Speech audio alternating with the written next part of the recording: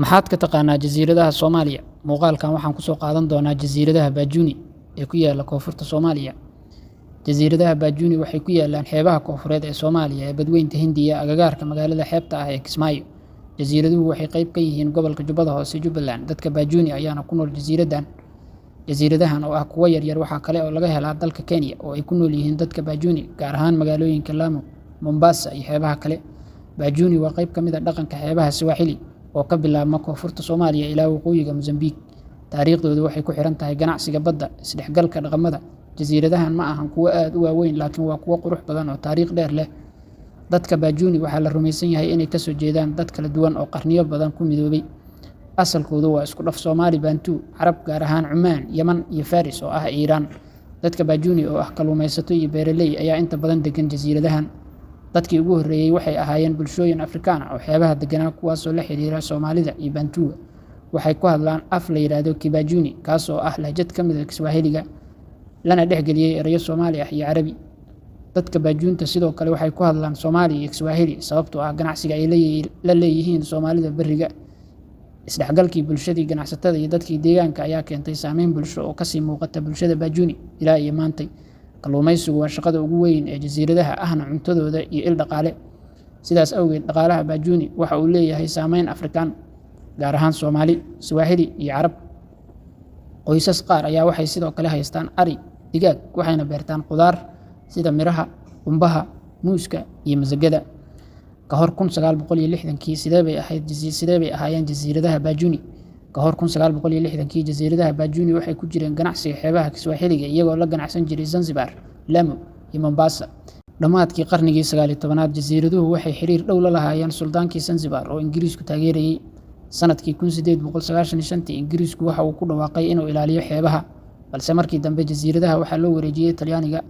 Intii Talyaanigu joogay, jasiiraduhu way deganaayeen dadka Bajuni, balse adeegyada waxbarasho iyo caafimaad ayaa aad u yaraa. Dagaalkii labaad ee adduunka 1941 Ingiriiska kadib ayuu soo laabtay dhulka, wuxuuna sii maamulay ilaa muddo. Dhaqaalaha Bajuni wuxuu ku tiirsanaa kalluumaysi, jarista geedka mangrove iyo beeraha yaryar. Ganacsigu wuxuu la xiriiray Kismaayo iyo xeebaha kale. Qaar ka mid ah jasiiradaha waxaa weli ka muuqda burburkii hore, sida masaajid iyo xarumo ganacsi oo taariikhi ah. Jasiiradaha waxaa ku wareegsan dhagaxyo badeed oo ay ku nool yihiin kalluun iyo xayawaan badeed kala duwan, iyo geedka loo yaqaan mangrove oo ah geed ku badan dhul biyoodka, lagana sameeyo alwaaxa qaybo ka mid ah. Waxay ka ganacsan jireen kalluunka, khudaar badeedka, alwaaxda, geedka mangrove iyo badeecooyin kale, iyaga oo la macaamili jiray xeebaha Soomaaliyeed, sidoo kale dalka Kenya, Carabaha iyo dalka Indiya. Nolosha jasiiraduhu waa mid degan, balse sidoo kale waa mid adag sababtoo ah dadka waxay si weyn ugu tiirsan yihiin badweynta. Qarniyo badan dadka Bajuni ayay badda ku safri jireen sababo dagaalo iyo burcadbadeednimo awgeed. Bajuni badan ayaa ka barakacay jasiiradaha una guuray dalka Kenya si ay nabad u helaan, taasoo jasiiradaha saameyn ku yeelatay adkaysayna nolosha. Maanta bulshooyinka Bajuni oo xooggan ayaa laga helaa Lamu iyo Mombasa oo dalka Kenya. Bajuni waa dad jasiiradeed sharaf leh oo leh dhaqan gaar ah, waa kuwo ilaaliya dhaqankooda, afkooda iyo nolol maalmeedkooda. Inkastoo ay yihiin bulsho yar, haddana Bajuni waa bulsho leh isku xir muhiim ah oo u dhexeeya Soomaaliya. Waxay weli astaan u yihiin isku xirka Afrika, Carabta iyo wadooyinka ganacsi ee badweynta Hindiya. Markaana magacyada qaar ka mid ah jasiiradaha Bajuni. Jasiiradda ugu weyn waa Jula, waa jasiiradda ugu dadka badan. Qoysas badan oo Bajuni ah ayaa halkaas ku nool, waxay leeyihiin tuulooyin yaryar, masaajido iyo beero. Jasiiradda xigta waa Koyama, jasiirad muhiim ah oo leh dhul bacrin ah, waxaa ka baxa qumbaha, mooska. Dadku waxay halkaas ku kalluumaystaan, sidoo kalena way beertaan. Ngumi oo sidoo kale ah jasiirad yar, kalluumaysigu waa shaqada ugu weyn. Dad yar ayaa halkaas ku nool marka loo eego Jula iyo Koyama.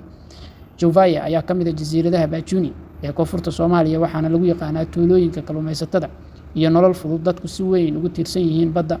Jasiirado yaryar oo kale ayaana jira, waxay isku xiraan jasiiradaha iyo dhulka weyn. Waxaa badanaa loo adeegsadaa xerooyinka kalluumaysiga, balse looguma noola si joogto ah. Haddaba goormay Soomaalidu garan doontaa inay dhulkeeda dhisato kana shaqayso nabadda? Maxaase ka dhigay dadka Soomaaliyeed kuwo u nool sida dad Ilaahay nacay, maadaama ay burburiyeen wax walba oo dalkooda ka mid ah? Dib inay u dhistaanna aynan ku howlanayn sida ka muuqata. Nagu soo biir oo follow dheh Togale Media. Mahadsanid.